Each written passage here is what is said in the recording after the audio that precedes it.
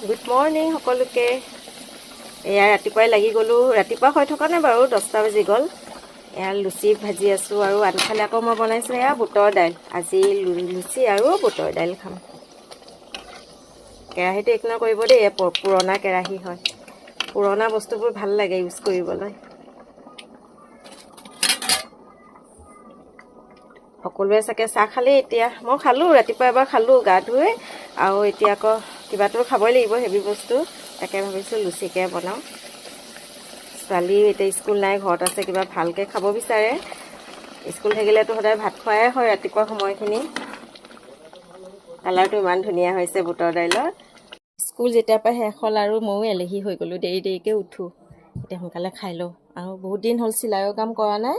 ভাবিছোঁ আজিৰ পৰা চিলাই কাম ধৰোঁ আৰু। ব্লাউজ এটা আধা চিলাই থৈ দিছিলোঁ, ইমান দিন হ'ল। ফুৰিবও গ'লোঁ, আজৰি হৈ গ'লোঁ আৰু ফুৰা ফুৰি কৰি।